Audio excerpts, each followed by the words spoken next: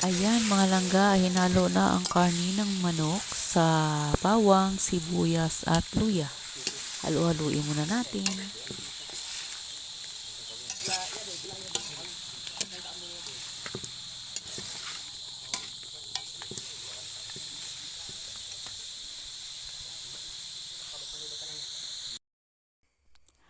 Ayan, luto na. Pwede nang kainin. Malambot na siya.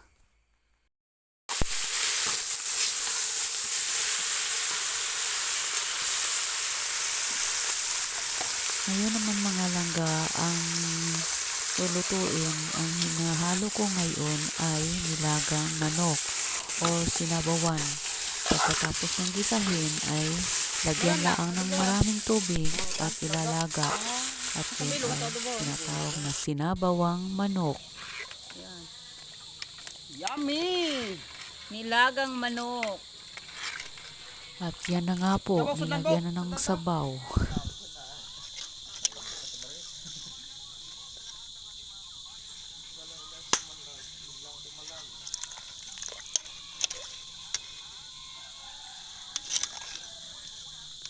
Masarap, mabango at nilagyan ng tanglad.